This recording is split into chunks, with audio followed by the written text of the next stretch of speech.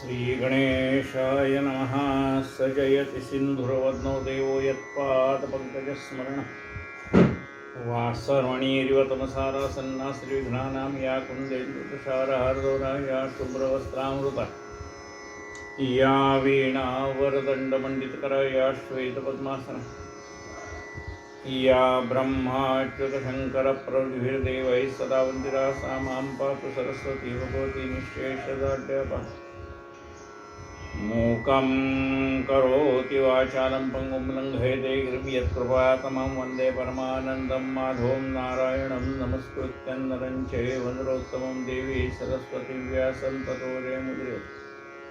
वसुदेवसुतं देवं कंसचाणूरमर्दनं देवकी परमानन्दं कृष्णं वन्दे जगद्गुरुं गुरुर्ब्रह्मा गुरुर्विष्णु गुरुर्देवो महेश्वरः गुरु साक्षात परब्रह्म तस्मै श्री गुरुवे नमः। श्रोता वक्ता श्रीराम समर्थ। जय जय रघुवीर। आपण साई सच्चरिताचं चिंतन करतो।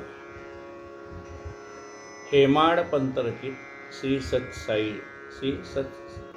साई चरित्र अध्याय क्रमांक 42 आपला सुरू आहे। ओवी क्रमांक 82। त्याच्या आधी आपण ओवी क्रमांक 81 पासून पाहू। देह तो आहे उसनवारी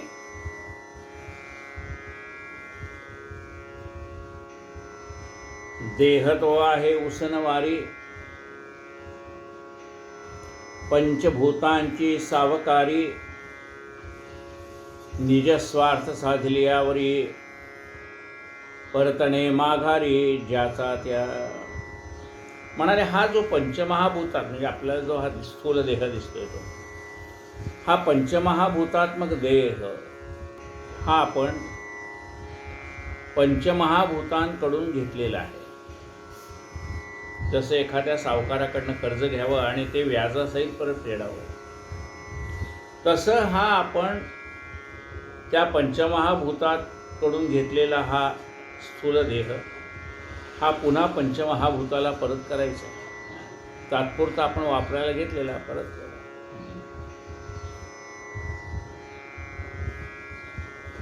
देह तो आहे उसनवारी पंचभूतांची सावकारी निजस्वार्थ साधल्यावरी परतणे माघारी ज्याचा त्या। या पुढील होणाराचे सूचक आधीच बाबांनी लावले कौतुक निघून गेली वेळा मौलिक कीर्ती स्थायिक राहिली। बाबाने आधीच पुढं काय होणार ते सांगून ठेवलं। म्हणजे विजयादशमीला तात्या जातील असं सांगितलं होतं, पण ती निर्वाण स्थिती कोणाची होती? बाबांची तिथी नक्की ठरलेली होती। हे भक्तांच्या लक्षात आलं नाही। तात्याचं मरण बाबाने आपल्या अंगावर घेतलं। ज्वर आलियाचे निमित्त लौकिकी रीतीचा अनुकार करीत कधी कोणतं कधी कोणतं सदैव असावचित अंतरी।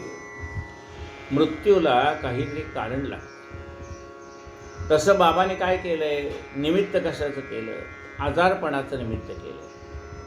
आणि मग आजारी मनुष्य जसा कणतो कुंथतो तसं बाबांचं चाललेलं होतं।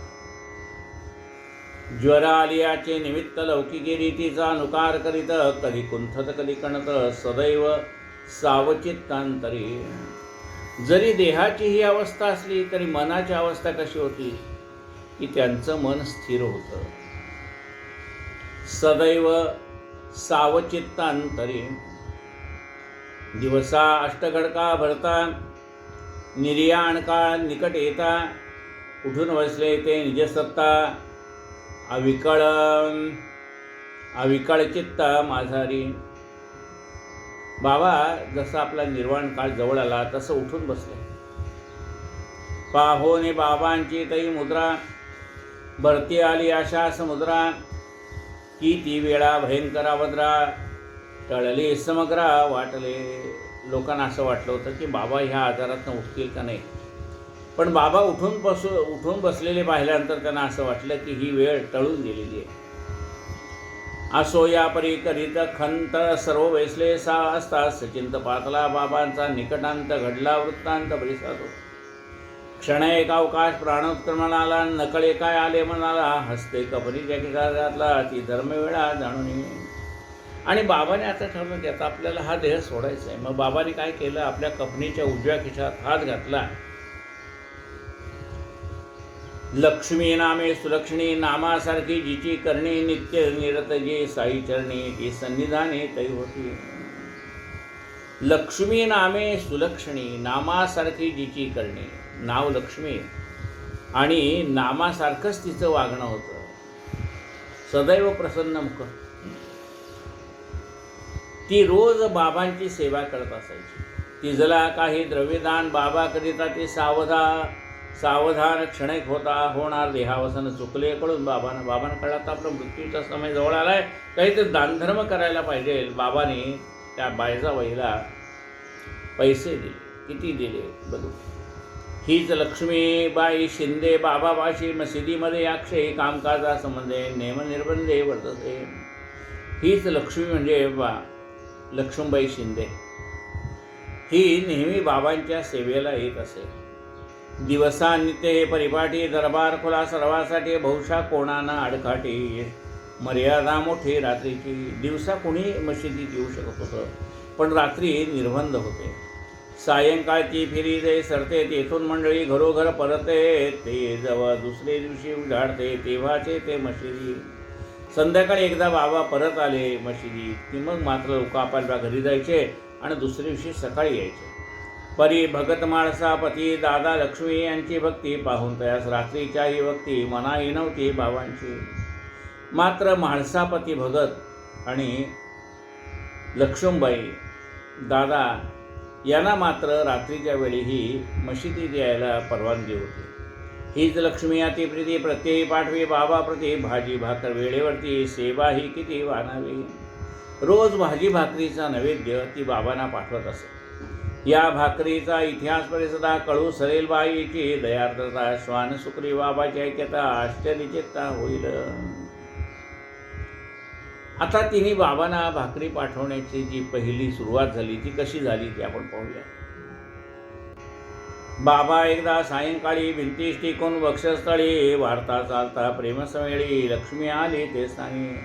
संध्याकाळच्या वेळेला एकदा बाबा भिंतीला टेकून बसले होते. तेवढ्यात लक्ष्मी आली. तात्या पाटील जवळ होते. आगणिक वरकड असता तेथे लक्ष्मीने अभिवंदन दिले बाबा ते. बाबा ते तवदती. त्यावेळेला तात्या पाटील बाबांच्या जवळ होते. आणखीनही इतर मंडळी होती. लक्ष्मीबाईने बाबांना नमस्कार केला. तेव्हा बाबा तिला म्हणतात, लक्ष्मी लागली से भूक पाते. आई मला भूक लागली. बाबा मी भाकर घेऊन येते. निघाले ही आता आणि ते ऐसे जाते माघारा. ठीक आहे बाबा तुम्हाला भूक लागली, मी आता घरी जाते आणि गरम गरम भाकरी आणि काही त्याला कालवण करून घेऊन येते. लक्ष्मी ऐसे म्हणून निघून गेली. भाकऱ्या भाजून घेऊन परतली. कोरड्या समेत अवलंबे आली. सन्मुख ठेवली टिवल्या हरी. भाकऱ्या आणल्या. आता कोरड्यासहित म्हणजे भाकरी नुसती कोरडी खाऊ नये म्हणून कोरड्यासहित म्हणजे त्या भाकरीसहित तिने त्या भाजी म्हणा काही म्हणा ज्याला आपण कालवण म्हणतो ते ती घेऊन आली.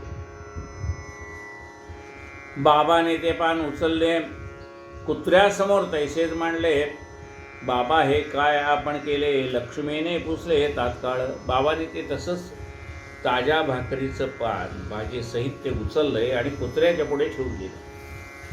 लक्ष्मीबाईला वाईट वाटलं. बाबा तुम्हाला भूक लागली म्हणून मी एवढं गरम गरम अन्न तयार करून आणलं आणि तुम्ही ते सरळ कुत्र्याला देताय.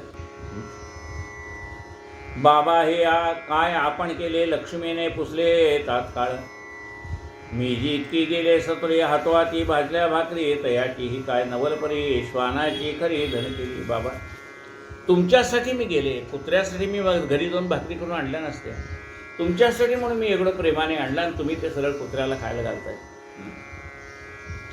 लागली होती तुम्हास भूक त्या भूकेचे हे काय कौतुक.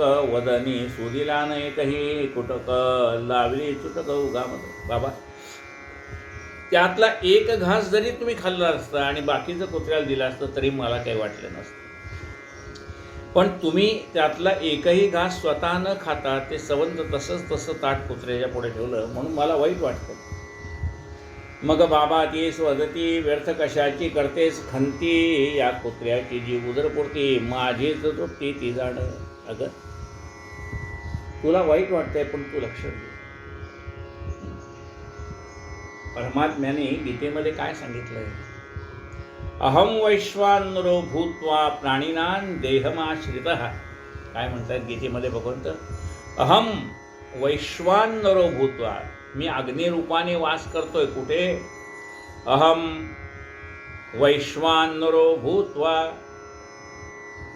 प्राणिनां देहमाश्रितः, प्राण्यांच्या जठरामध्ये मी अग्निरूपाने वास करतो.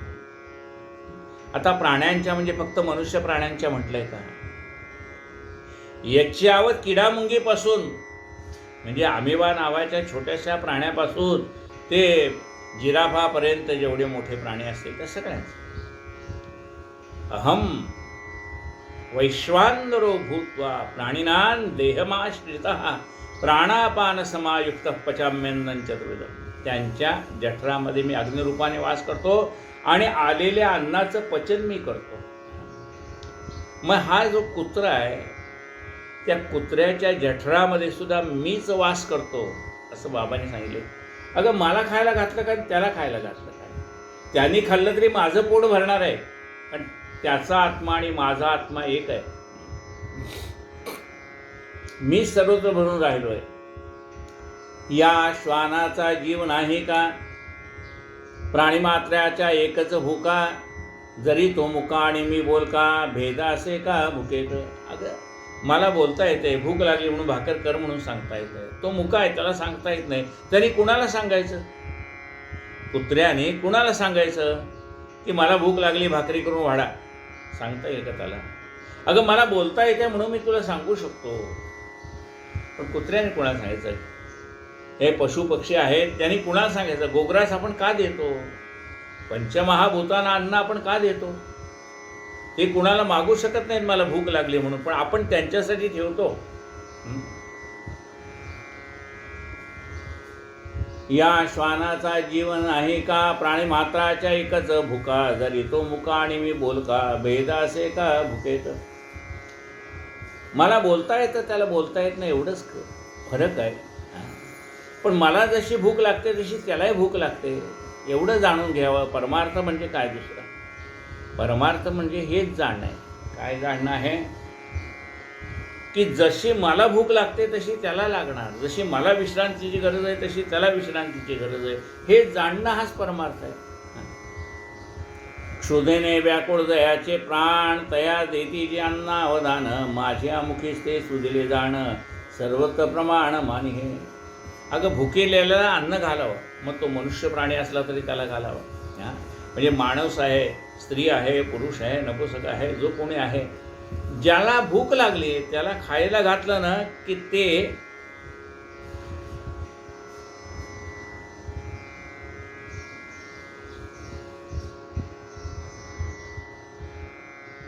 बाबा म्हणतात माझ्यापर्यंत पोचतं. क्षुधेने व्याकुळ दयाचे प्राण,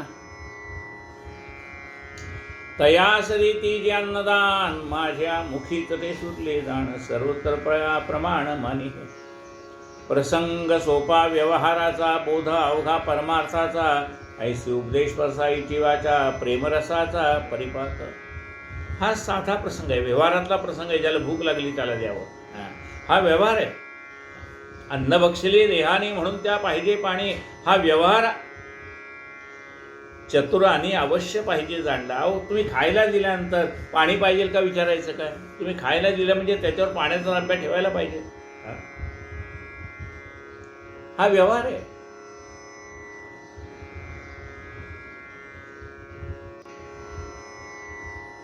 बाबा हा सोपा व्यवहार, त्यातनं परमार्थाचं आचरण कसं करायचं ते आपल्याला समजावून सांगतात.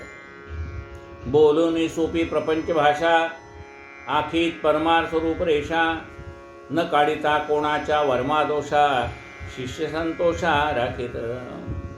प्रपंचातल्या भाषेमध्ये बाबा आपल्याला हे तत्वज्ञान देतात. आणि परमार्थाची रूपरेषा आपल्याला समजावून सांगतात. कुणाच्याही वर्मावर बाबा बोट ठेवत नाही.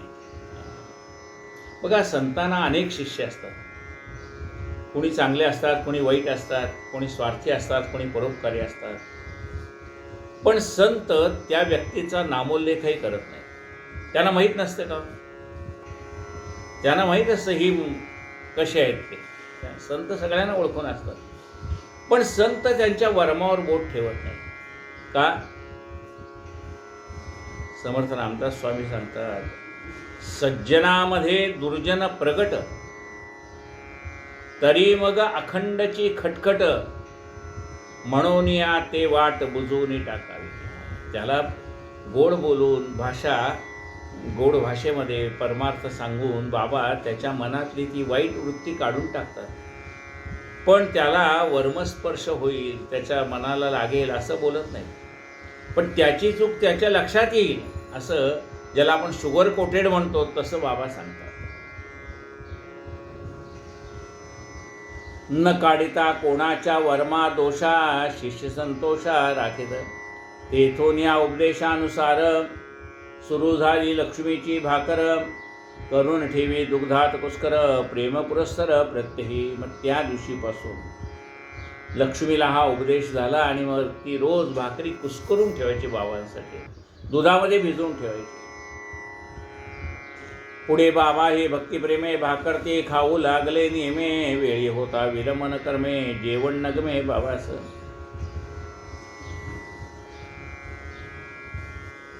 त्या लक्ष्मीबाईची भाकरी आल्याशिवाय बाबा जेवायला बसत नसत.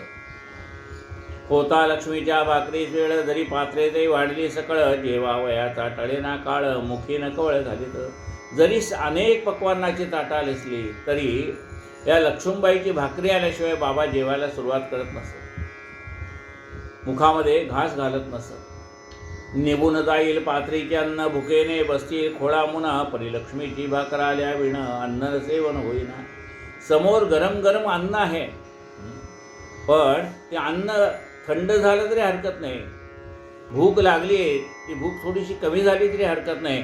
पण तिची भाकरी आल्याशिवाय, म्हणजे आपला भक्त आहे, ती प्रेमाने भाकरी करून आणते लक्ष्मीबाई, तिची भाकरी आल्याशिवाय बाबा जेवण करत नसत. म्हणजे आपण जे प्रेमाने करतो ना बाबांसाठी, त्याची जाणीव बाबांना असते की आपण हे भक्तिपूर्वक आणलंय, त्याची बाबांना जाणीव आहे. पुढे काही दिवस वरी बाबा हे बाबाने प्रत्येक तिसरे प्रहरी, शेवया मागाव्या लक्ष्मीच्या करी, सेवाव्या शेजारी बसून. दररोज तिसऱ्या प्रहरी बाबाने लक्ष्मीबाईला सांगावं की लक्ष्मी शेवया करून आण, आणि मग तिने आणलेल्या शेवया खाव्या. बाबा सेविता ती परिमित, शेष राधाकृष्ण देत, यात लक्ष्मीच्या असते देवीत, उच्चिष्ट प्रीत बहुती जला. मग बाबा त्यातलं काही किती आणायचे, बाबा थोडंसं खायचे, पण बाकीचा प्रसाद म्हणून वाटायचे. राधाकृष्णेला लक्ष्मीच्या हातनंच प्रसाद द्यायचे. असता चालली देह विसर्जन वार्ता, ही भाकरीची भाकड कथा, किमर्तायसे न म्हणजे श्रोता, साई व्यापकता निर्देशक हे. आता बाबांच्या प्रयाणाची वेळ चाललेली आहे आणि एखाद्याला असं वाटेल की मध्येच ती भाकरीची काय कथा काढली आहे, पण बाबा कसा उपदेश करत ते या निमित्ताने बाबांनीच सांगितलं.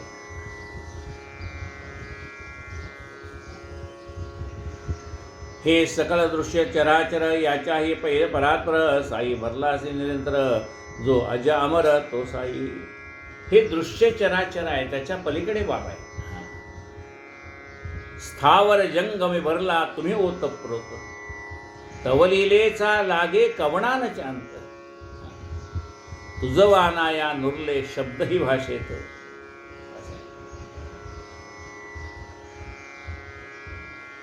हे एक तत्व या कथेच्या पोटी, ऐसी ही गोड लक्ष्मीची गोठी, सहजी स्मरली उठाउठी, श्रोतयासाठीच मेमाने. आसवाईसी लक्ष्मीची सेवा, कैसा विसरसाईस व्हावा, सावधानाचा काय नवलावा, वृत्तांत परिसावा सादरता. जरी आला कंठी प्राण, शरीर विलगीत नाही त्राण, बाबा निजस्ते करती दान, देहावसान समयतीस. आता प्राण कंठाला आलाय, पण बाबाने त्या लक्ष्मीबाईला पैसे दिले. किती दिले? एकदा 5 रुपये आणि एकदा 4 रुपये असे 9 रुपये तिला दिले. एकदा 5 एकदा 4 रुपये खिशातून काढून बाहेर ठेवी तिचे हातावर, तीच की अखेर बाबांची. ही नवविधा भक्तीची खूण किंवा नवरात्रांबिका पूजन झाले. आज आहे शिलंगण सीमोल्लंघन दक्षिणा हे. किंवा लक्ष्मीबाईला या निमित्ताने काय म्हणजे त्यातनं काय अर्थाभिप्रेत असेल? नवरात्र आहे, आज दशमी आहे, म्हणजे नवरात्र पुरं झालं आहे. आता ही लक्ष्मी आहे प्रत्यक्ष. ह्या लक्ष्मीला ही दिलेली देणगी आहे, ही दिलेली दक्षिणा आहे, असा एक भावार्थ आहे त्यातला. आणि दुसरा भावार्थ काय आहे की हे 9 या आकड्याचा अर्थ आहे नवविधा भक्ती ती तिला दिली त्यांनी बाबांनी. आणि आता मी सीमोल्लंघन करणार आहे असं त्यातनं बाबांना जाणवायचं. किंवा श्रीमद्भागवती श्रीकृष्णे कथली उद्धवाप्रती 3 नवलक्षण शिष्यस्थिती तिची स्मृती बाबा देत. किंवा श्रीमद भागवत ग्रंथामध्ये निजधामाला जाताना श्रीकृष्णाने जे काही ज्ञान उद्धवाला दिलंय ते श्रीमद भागवताच्या 11व्या स्कंदामध्ये आलेलं आहे. 11 स्कंद. त्या 11 स्कंदावरच मग नाथ महाराजांनी एकनाथी भागवत हा ग्रंथ लिहिला. 11च्या दशमाध्यायी. आता हा 11 स्कंद जो आहे भागवत कथेतला 11वा स्कंद, त्यातला 10वा अध्याय आणि त्यातला 6वा श्लोक. बघा, श्रीमद भागवत ग्रंथामधला 11वा स्कंद, त्यातला अध्याय क्रमांक 10 आणि अध्याय क्रमांक 10 मधला 6वा श्लोक. तो कशाला उद्देशून आहे 6वा श्लोक? 11च्या दशमाध्यायी 6ष्टम श्लोकाची पहा नवलाई. शिष्ये कैसी करावी कमाई कवण्या उपायी वर्तावे. शिष्याने आपलं कमाई काय म्हटलंय? शिष्ये कैसी करावी कमाई. शिष्याने कमाई कशी करावी? कमाई म्हणजे मिळवणं. आपण त्या कमाई म्हणजे पैसे मिळवणं हा अर्थ अभिप्रेत धरतो, तसं नाही. शिष्याने पुण्य कसं संपादन करावं हा अर्थ इथं अभिप्रेत आहे. शिष्ये कैसी करावी कमाई कवण्या उपायी वर्तावे. म्हणजे शिष्याने आपल्या गुरुची सेवा कशी करावी हे कशात सांगितलंय? श्रीमद भागवत ग्रंथाच्या 11 स्कंदामधला 10व्या अध्यायातल्या 6व्या श्लोकामध्ये शिष्याने आपल्या गुरुची सेवा कशी करावी ते सांगितलेलं आहे. शिष्ये कैसी करावी कमाई कवण्या उपायी वर्तावे. आधी पूर्वार्धी कथली 5 उत्तरार्धी 4ची 6 बाबा ही धरती क्रमासाच वाटे जणू हाच हेतू कोटे. अमानी दक्ष निर्मत्सर शिष्य निर्मम गुरुसेवापर असावा परमार्थ जिज्ञासा तत्पर निश्चलांतर जयाचे. आता त्यामध्ये काय सांगितलंय? शिष्याची लक्षणं सांगितली. शिष्य कसा असावा, त्याने गुरुची कशी सेवा करावी. तर शिष्यामधले आधी गुण पाहिजे. आपण बघा, जेवढे शिष्य आहेत ते गुरुची सेवा करतच असतात, पण शिष्याच्या मध्ये काय गुणधर्म असावे, शिष्य कसा असावा त्याचं वर्णन केलेलं आहे. अमानी म्हणजे शिष्य अमानी असावा. अमानी म्हणजे ज्याला मानाच्या पलीकडे गेला असा शिष्य असावा. गुरु आपल्या कल्याणासाठी बोलतात असा त्याचा आपल्या गुरुविषयी भाव असावा. नाहीतर मला गुरु बोलले आता उद्यापासून मी गुरुच्या सेवेलाच येत नाही, मग त्याला काय झाला? त्याला म्हणतात मानी. तो मानी आहे म्हणून गुरु बोलले म्हणून दुसऱ्या दिवशी सेवेला झाला नाही, मग तिथं मानीपणा चालेल का? नाही. गुरु जे आपल्याला बोलतात ते आपल्यामध्ये असलेले अवगुण नाहीसे व्हावेत, मग शिल्लक राहते ते गुणच आहेत ना. म्हणजे गुण आहेत, पण त्याच्यामुळे बरोबर जे अवगुण आहेत ते अवगुण काढून टाकण्यासाठी गुरुंना कठोर बोलावं लागतं. आता गुरु कठोर बोलले म्हणून जर शिष्य निघून गेला तर त्याचं कल्याण कसं होणार? म्हणून शिष्य कसा पाहिजे? मानाच्या पलीकडे गेलेला पाहिजे. गुरु माझं कल्याण करणार, गुरुजी म्हणतील त्याच्यामध्ये माझं कल्याण आहे, असा भाव ज्याचा आहे तो शिष्य टिकतो. बाकी जे मानाच्या फंदामध्ये पडून निघून जातात. अमानी दक्ष पाहिजे. म्हणजे गुरु काय बोलतो त्याच्याकडे त्याचं लक्ष पाहिजे. गुरु आपल्या कल्याणाचं सांगतात. आता त्याच्याकडे जर आपलं लक्ष नसेल तर शिष्याचं कल्याण कसं होईल? गुरु काही त्याला आज्ञा करतात, सेवेची आज्ञा करतात. अरे झाडून काढ. आपल्याला असं वाटतं एवढा मोठा ह्याच्यात एवढे 10 शिष्य तर मला एकट्याला झाडून काढायला सांगतात. अरे तुझं मागच्या जन्मीचं एवढं पाप साठलेलं आहे की ते जसं तू सद्गुरूचा दरबार झाडून काढशील तसं तुझं पाप नाहीसं होईल, हे त्याला सांगायचं असतं. पण शिष्याला वाटतं इतके शिष्य मला एकट्याला झाडायला सांगितलं. अरे झाडायचं असलं झाड भावं, नसलं झाडायचं झाडून. गुरु तुझ्या कल्याणासाठी सांगतात. ठाण्याचे दंडवते महाराज होते. ते आम्ही लहानपणी शाळेत जाताना पंढरपूरला आले होते आणि नामदेव पारी समोर झाडत होते आणि आमचं वय लहान होतं. त्यावेळेला त्यांनी जे पद म्हटलं आहे ते लक्षात आहे. आता झाडण्याचा विषय आला म्हणून शिष्य दक्ष कसा असावा त्याच्यावर ते पद म्हणायचे. काय म्हणायचे? झाले ग बाई वेडी दरबार गुरुचा झाडी. झाले ग बाई वेडी दरबार गुरुचा झाडी. चिन्मय स्वरूप दाखविले आपणामध्ये मिळविले. पूर्णानंद गुरुने केले वासना सोडी दरबार गुरुचा झाडी. झाले ग बाई वेडी दरबार गुरुचा झाडी. चिन्मय स्वरूप दाखविले आपणामध्ये मिळविले. पूर्णानंद गुरुने केले वासना सोडी दरबार गुरुचा झाडी. झाले ग बाई वेडी दरबार गुरुचा झाडी.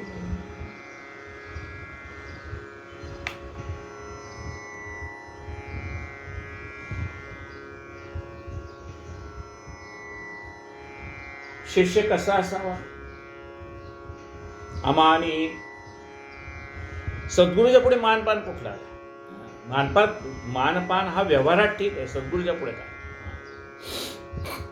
म्हणून आपला मानपान बाजूला ठेवून येणारा असावा. काय म्हटले बघा, एका मंदिराच्या बाहेर एक बोर्ड लिहिलेला होता. आप जूतों के साथ अपना अहंकार यहाँ रखिए. आप जूतों के साथ अपना अहंकार यहाँ रखिए. दर्शन होने के बाद, प्रसाद लेने के बाद यदि चाहिए तो जाते समय अपना अहंकार भी लेके जाइए. म्हणजे काय की सद्गुरूच्या दरबारात जाताना आपला मानपान बाजूला ठेवला पाहिजे. म्हणून अमानी पहिलं लक्षण. दुसरं लक्षण शिष्यामध्ये काय पाहिजे? तो दक्ष पाहिजे. त्याला काही सद्गुरूंनी कामं नेमून दिलेली आहेत, त्याच्यामध्ये हलगर्जीपणा करून चालत नाही. दक्ष पाहिजे. आपुल्या आपुल्या कर्मी दक्ष तो मोक्ष मिळवी. गीतेमध्ये भगवंत सांगतात आपल्या आपल्या कामामध्ये माणसाने दक्ष पाहिजे. शिष्याचं काम आहे गुरुच्या मुखातनं निघालेला प्रत्येक शब्द त्याला आपल्या हृदय ग्रंथीमध्ये साठवता आला पाहिजे. सद्गुरूंनी नुसती नजरेने जरी खूण केली की अमुक एक काम करायचं आहे, त्याला शब्दाची सुद्धा आवश्यकता नाही, किंवा सद्गुरूला केव्हा काय पाहिजे ते त्याला शिष्याला न सांगता कळलं पाहिजे. दुसरा गुण आहे दक्ष. तिसरा गुण शिष्यामध्ये काय पाहिजे? निर्मत्सर. दुसऱ्याच्या विषयी मत्सर भावना मनामध्ये नको. एकमेकाच्या विषयी मत्सर नको. तो मत्सर आपल्या मनातनं निघून गेला पाहिजे. अमानी, दक्ष, निर्मत्सर, शिष्य निर्मम. मायेचा हळूहळू, मायेत जे आपण गुंतलोय ते मायेतनं हळूहळू आपल्याला बाहेर पडता आलं पाहिजे. कशा मायेत गुंता उपयोग नाही.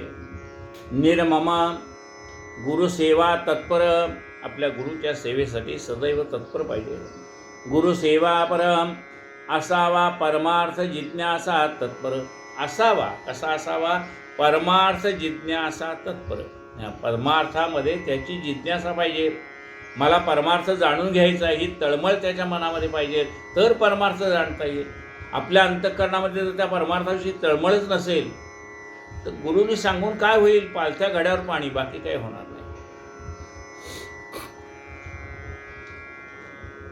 परमार्थ जिज्ञासा तत्पर निश्चलांतर जयाचे. त्याचं अंतःकरण कसं पाहिजे? निश्चल पाहिजे. एकविधा निष्ठा ज्याची जडली गजाननपदी, ज्याची त्याच्या दुःख आणि संकटाची होळीच आहे होणार. म्हणजे काय पाहिजे? निश्चळ. निश्चल भाव असावा. बघा काय म्हटलंय मारुतीने सुद्धा शेवटी काय सांगितलंय की देवा मला काही वरच द्यायचं असेल तर काय दे? जोवरी भूवर रामकथानक तोवरी जन्म असावा. जोवरती या धरणीवरती रामकथा आहे तोपर्यंत मला जन्म दे. आणि तुझ्या चरणी निश्चल भाव असावा. माझं मन इकडे इकडे जाऊ नये. आपल्या गुरुच्या विषयी आपल्या मनामध्ये द्वैत निर्माण होऊ नये. गुरुच्या विषयी आपल्या मनामध्ये शंका निर्माण होऊ नये. आपलं अंतःकरण निश्चल असावं गुरुच्या चरणी. निश्चलांतर दयाचे. जया ठावी नाही असूया. कुणाची असूया करू नये, कुणाचा मत्सर करू नये. याला एवढं दिलं देवाने, मला काहीच दिलं नाही, त्याला असूया म्हणतात. एखादा भक्त गुरुचा कोट्याधीश असतो आणि एखादा शिष्य गरीब असतो. त्या गरीब शिष्याने या बघा देवा तुम्ही त्याच्यावर किती कृपा केली, माझ्यावर काहीच नाही, असले असूया मनामध्ये धरू नये. जया ठावी नाही असूया. वाचा वागविलापना न करी वाया. तो आपली वाचा काय म्हणले बघा, वाचा वागविलापन न करी वाया. म्हणजे आपलं बोलणं जे आहे, शिष्य खरा कोण? जो वायफट बोलत नाही. काय वायफट बोलण्यामध्ये वेळ निघून जातो ना. ते म्हणजे आपलं बोलणं असं असावं की जेवढं आवश्यक आहे तेवढं बोलावं, बाकी मौन पाळावं. किंवा सत्समागमामध्ये सांगितलेल्या 4 गोष्टींचं पुन्हा चिंतन करावं, मनन करावं, ते दुसऱ्यांना सांगाव्यात, हे चालेल. पण वायफळ गोष्टी बोलत बसू नयेत. त्याच्यामध्ये वेळ वाया जातो आणि गेलेला वेळ परत येत नाही. वाचा वागविलापना न करी वाया. ही लक्षणी निज गुरु राया. संतोषा संतोष वाया झटावे. या गुणाने संपन्न असलेला शिष्य, या गुणाने संपन्न असलेला शिष्य गुरुंना आवडतो. निज गुरुराया संतोषवाया झटावे. आपल्या गुरुला संतोष वाटावा असं कर्म आपल्या हातनं घडावं. हाच श्री साईनाथांचा हेता ईसिया रूपे व्यक्त करीत. केवळ स्वकीय भक्तहितार्थ करुणावंत संत सदा. हा साईबाबांचा हेतू होता. तो 9 रुपये देण्याचा उद्देश काय होता? त्यांना 9विधा भक्ती कळावी. शिष्याच्या शिष्यामध्ये असलेले गुण कळावेत. कसा शिष्य असावा हे त्यांना कळावं.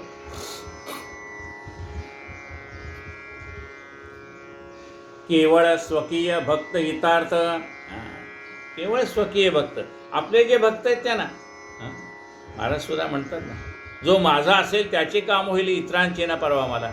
ते म्हणतात माझे जे भक्त आहेत, म्हणजे ज्यांचा उद्धार व्हावा अशी इच्छा आहे तेवढेच माझ्याकडे येणार.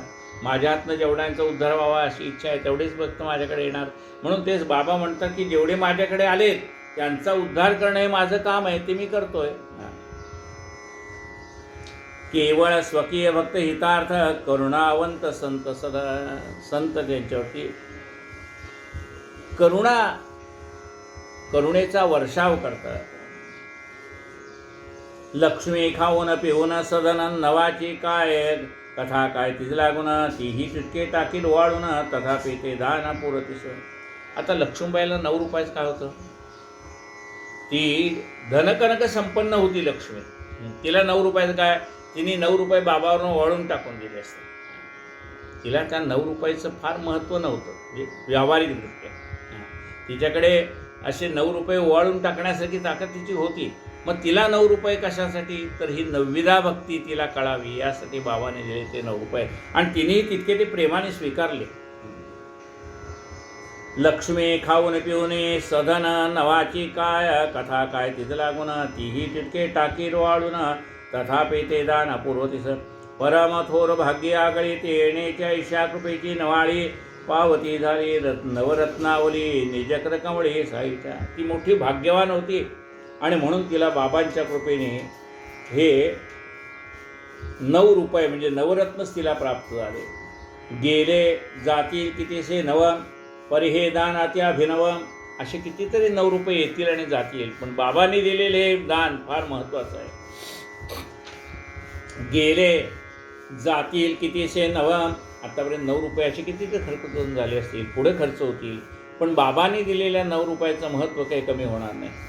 गेले जातील कितीसे नव परिहे दान अति अभिनव की जो तिचा जीवात जीव देईल की आठवण साईची. पण तिला मात्र बाबांनी अंतकाळी आपल्याला दिलेले 9 रुपये मात्र कायम आठवत राहतील.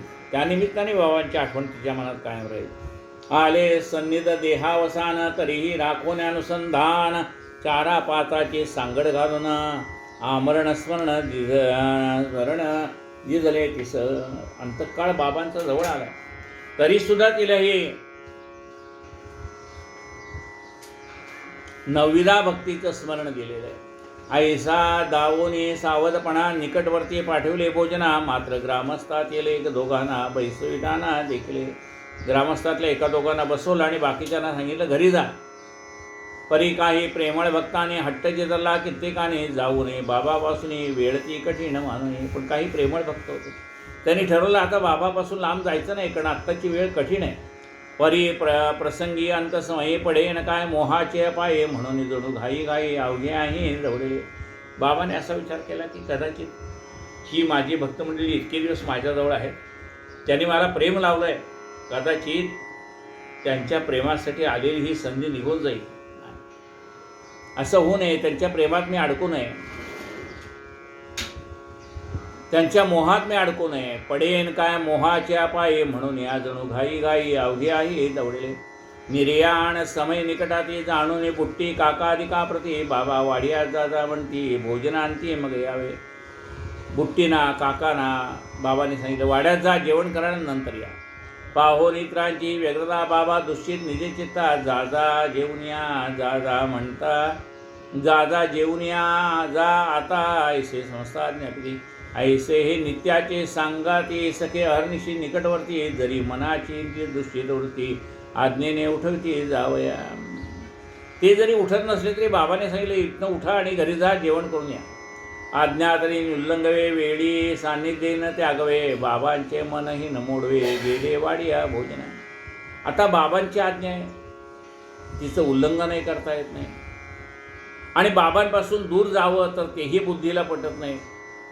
पण बाबांचं मन मोडू नये म्हणून ते वाड्यात जेवायला गेले. भयंकर दुखण्याचे प्रमाण कैचे जेवण कैचे खाणं बाबापाशी गुंतले प्राण विस्मरण क्षण सायन. कसलं जेवण? बाबा एवढे दुःखी असताना त्यांना जेवण जाणार आहे का? पण बाबांची आज्ञा म्हणून ते जेवायला घरी गेले. असो जाऊनी जेवू बैसले इतक्यात मागून बोलावं आले अर्धपोटी धावत आले तवते अंतरले भेटेला. ते आता जेवायला बसणार तेवढ्यात बाबांचं निर्वाण झाल्याची बातमी त्यांना कळली आणि तसेच जेवताना ते उठून आले. आयुर्दाय स्नेह सरता प्राणज्योती मंद होता बाईजीचे आका अंकावरता देह विश्रामता पावला. आयुर्दाय स्नेह सरता. जेवढं कार्यासाठी तो देह धारण केला होता ते कार्य संपल्यानंतर बाबांनी त्या देहाचा त्याग केला आणि बायजाबाईच्या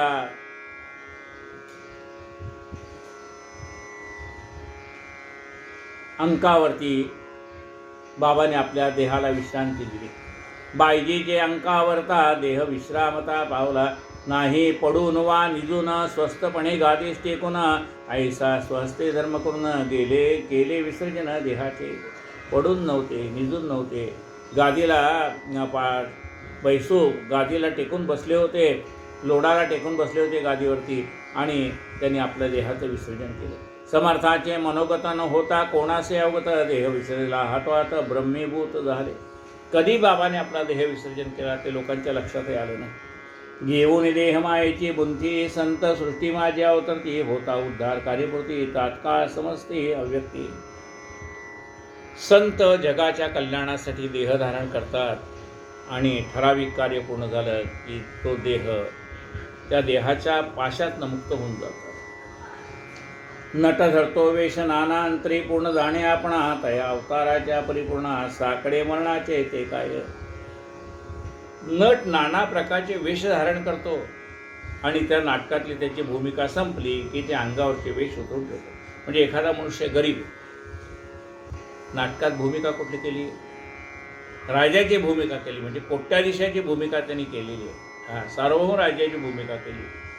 पण गरीब माणूस जरी राजाची भूमिका करत असला आणि तो अत्यंत उत्तम प्रकारे अभिनय करत असला तरी राजाची भूमिका करत असताना सुद्धा आपण गरीब आहोत हे तो विसरत नाही. म्हणजे आपण कोण आहे त्याची जाणीव त्याला असते. तसे नाना प्रकारच्या भूमिका भगवंताने आपल्याला दिलेल्या आहेत. त्या भूमिका करताना आपण कोण आहोत याची जाणीव आपल्याला पाहिजे. आपण कोण आहोत? चिदानंद रूप शिवोहम शिवोहम याची सदैव म्हणजे आत्मस्वरूपाची आपल्याला जाणीव पाहिजे. आपल्याला सुद्धा बाबाने अनेक भूमिका दिलेल्या आहेत, त्या भूमिका आपण करतच आहे. पण आपण मात्र ह्या भूमिका करतो एवढं लक्षात असावं. आपण म्हणजे हा देह नाही. हा देह म्हणजे जसा राजाचा वेश धारण केलेला आहे तसा आपण हा देह धारण केलेला आहे. जशी भूमिका भगवंताने आपल्याला दिली तशी ती पार पाडायची. नट धरतो वेश नाना अंतरी पूर्ण जाणे आपणा. तया अवताराच्या परिपूर्ण साकडे मरणाचे ते काय. लोकसंग्रहार्थ जो अवतरला कार्य संपता अवतार संपवला. तो काय जन्म मरणाचा अंकेला विग्रह स्वलीला दर्शवलो. लोकसंग्रहार्थ जो अवतरला, लोकांना एकत्र आणण्याचं काम संतांचं आहे. कुणाला? सगळ्या सज्जन मंडळींना एकत्र आणण्याचं काम आहे. जे दुर्जन आहेत त्यांना सज्जन करण्याचं काम संतांचं आहे. जे का रंजले गांजले त्यासी म्हणे जो आपले. तोची साधू ओळखावा देव तेथेची जाणावा. लोकसंग्रहार्थ जो अवतरला कार्य संपता अवतार संपवला. जे काम भगवंताने नेमून दिले ते केलं की ते संत आपला अवतार समाप्त करतात. तो काय जन्म मरणाचा अंकेला. त्याला काय असं वाटतं का? अहो आपल्यासारखं सामान्य माणसाला वाटतं आत्ता मरायचं नाही. मला अजून नातवाची मुंजे पाहिजे, अमुक पाहिजे, तमुक पाहिजे, मला एवढं सगळं पाहिजे आणि मग मरायचं. आपल्याला कधीच देह सोडावा असं वाटत नाही.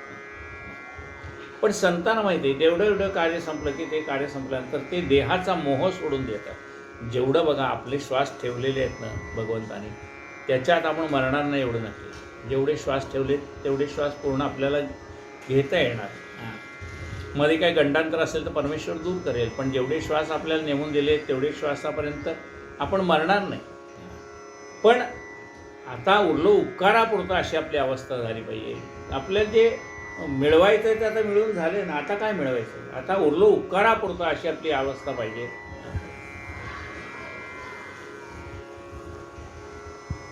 तो काय जन्म मरणाचा अंकेला विग्रह स्वलीला बदलितो. तो स्वतः देह धारण करतो आणि मनात आले की विसर्जन करतो. परब्रह्म ज्याचे वैभव तया कैचा निधन संभव. निर्ममत्व दयाचा अनुभव कैचा भवाभय त्याबाधी. परब्रह्म हेच त्याचं वैभव आहे. म्हणजे तो स्वतःच परब्रह्म आहे. परब्रह्म हे ज्याचे वैभव तया कैचा निधन संभव. तो जन्माला झाला नाही त्याला मृत्यू कसा. त्यांनी एक तात्पुरता देह धारण केला आहे. आणि जसं आपण जन्माला येताना दर जन्मामध्ये नवीन देह धारण करतो. आपण निदान मायेमध्ये गुंतलेलो आहे. संत मायेमध्ये गुंतत नाही. निर्ममत्व दयाचा अनुभव कैसा भवाभव तयाबाधी. त्याला भवसागराची भीती काय आहे? दिसला जरी कर्मी प्रवृत्त, कधी कर्मे केली यत्किंचित, सदा कर्मी अकर्म देखत, अहंकार रहितत्वे. जरी आपल्याला तो काही कर्म करताना दिसत असला, म्हणजे संत काही काम करताना आपल्याला दिसतो, पण काम करत असून सुद्धा ते कर्म त्याला बाधक ठरत नाही. कसं आहे बघा, दिसला जरी कर्मी प्रवृत्त, कधी कर्मे केली यत्किंचित, त्याच्या हातून जरी काही कामं घडत असली तरी सदा कर्मी अकर्म देखत, तरी तो त्या कर्माचं कर्तृत्व स्वतःकडे घेत नाही. तो म्हणतो भगवंताच्या इच्छेने घडलं. म्हणजे आपण काय करतो, लगेच त्या कर्माचं कर्तृत्व आपल्याकडे घेतो. संत ते कर्माचं कर्तृत्व आपल्याकडे घेत नाही. दिसला जरी कर्मी प्रवृत्त, कधी कर्मे केली यत्किंचित, सदा कर्मी अकर्म देखत, अहंकार रहितत्वे. त्यांना कुठल्याही गोष्टीचा अहंकार नसतो. हे असं संत म्हणतात का, मी इतक्या जीवाचं कल्याण केलं, इतक्या जीवाचा उद्धार केला, असं संत कधी म्हणत नाही. असंख्य जीवांचा उद्धार त्यांनी केलेला असतो. ना भुक्तम क्षेते कर्म, ते तो स्मृत्युक्त कर्माचे वर्मा, परी ब्रह्मज्ञाताचा न संभ्रम, देखे दो ब्रह्मचे वस्तुमात. शास्त्रामध्ये वचन आहे. काय वचन आहे? ना भुक्तम क्षीयते कर्म, ना भुक्तम क्षीयते कर्म. ना भुक्तम म्हणजे जोपर्यंत आपण भोगत नाही तोपर्यंत ते कर्म संपत नाही. म्हणजे चांगलं कर्म केलं असेल तर ते पुण्य भोगायसाठी ते भोगूनच संपवावं लागतं. चांगल्या कर्माचं जे फळ आहे पुण्य, ते भोगूनच संपवावं लागतं. आणि वाईट कर्माचे जे फळ आहे पाप, ते सुद्धा भोगूनच संपवावं लागतं. म्हणजे भोगल्याशिवाय कर्मातनं माणसाला मुक्तता मिळत नाही. काय म्हणते बघा, ना भुक्तम क्षीयते कर्म, म्हणजे भोगल्याशिवाय कर्म कमी होत नाही. वाईट कर्म केलं असेल भोगूनच संपवावं लागतं, चांगलं कर्म केलं असेल भोगूनच संपवावं लागतं. पण हे सर्वसामान्य माणसाला आहे. संतांना ते तत्व लागू पडत नाही, कारण ते ब्रह्मज्ञानी झालेले आहेत. त्यांना हे कर्माचं बंधन लागू पडत नाही. ना भुक्तं क्षीयते कर्म, हेतो स्मृत्युक्त कर्माचे वर्म, परी ब्रह्मज्ञाताचा न संभ्रम, देखे जो ब्रह्मची वस्तुमाते. ज्याला सर्वत्र परमात्मा दिसतोय असा जो ब्रह्मज्ञानी आहे, त्याला हे कर्माचं बंधन लागू पडत नाही. क्रियाकारक फलजात हे तो अवघे प्रसिद्ध द्वैत, तेही ब्रह्मविद ब्रह्मचे मानित, जेवी कार्यत शुक्रिकेवरी. क्रिया केल्यानंतर, कर्म केल्यानंतर काही ते फळ निर्माण होणार, चांगलं किंवा वाईट. आता त्यातलं फळ चांगलंही निर्माण होऊ नये, वाईटही निर्माण होऊ नये, असं ज्याला वाटतं त्याने काय करावं, केलेलं कर्म भगवंताला अर्पण करून टाकावं. मग ते फलद्रूप होत नाही. कारण जे कर्म ह्या देहाने केले, कायेन वाचा मनसेंद्रियर्वा बुद्ध्यात्मना वा प्रकृतीतो करोमि यज्ञं सकलम परस्मै नारायणाय ते समर्पयामि. ते भगवंताला अर्पण केलं तर होत नाही. जे पुढच्या जन्माला ते कारणीभूत ठरत नाही. जे कर्म केले ते यज्ञत करोति कर्मम, जे कर्म कराल ते परमेश्वराला अर्पण केल्यानंतर ते पुढच्या जन्माला कारणीभूत ठरणार नाही, पापाला आणि पुण्याला कारणीभूत ठरणार नाही. पण मागच्या जन्मातनं केलेलं आहे ते पाप पुण्य भोगल्याशिवाय संपत नाही ना. काही वेळेला असं वाटतं माणसाला की आम्ही इतकं चांगलं केलं, इतकं सन्मान करतो, इतकं जप जाप करतो, इतकं परमार्थ करतो आणि मग आमचे काही दुःख कमी होत नाही. अरे तू आत्ता ह्या जन्मात केलं आहे, नामस्मरण ह्या जन्मात केलं आहे, सत्कर्म ह्या जन्मात केलं आहे, पण मागच्या जन्मातले जे गाठोडे घेऊन आले ते कोण भोगणार आहे? तूच केलेलं कर्म तुलाच भोगावं लागेल.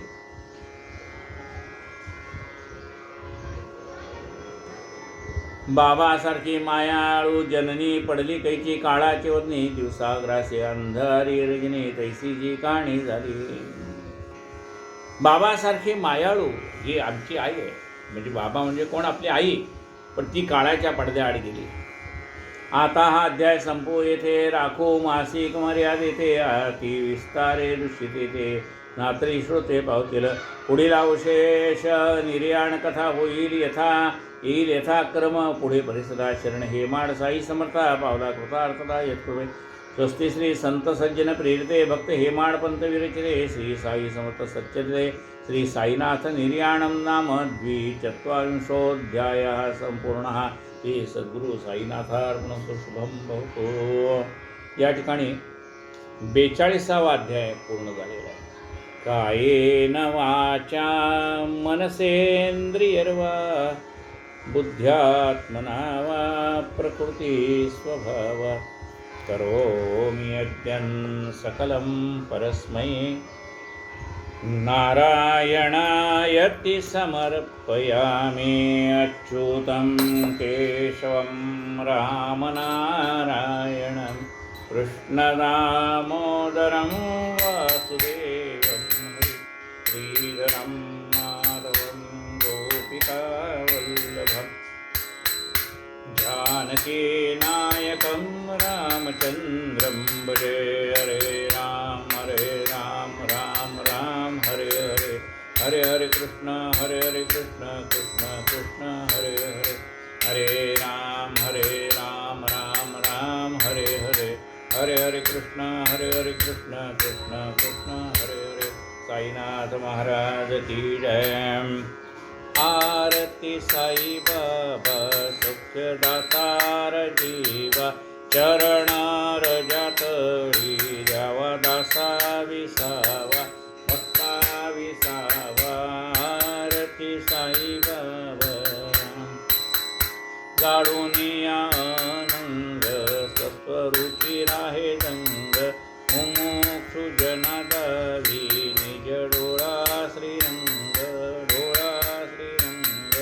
आरती साई बाबा जया मनी जैसा भाव तया तैसा अनुभव दाविसी दया घना ऐसी तुझी ही माव तुझी ही माव। आरती साई बाबा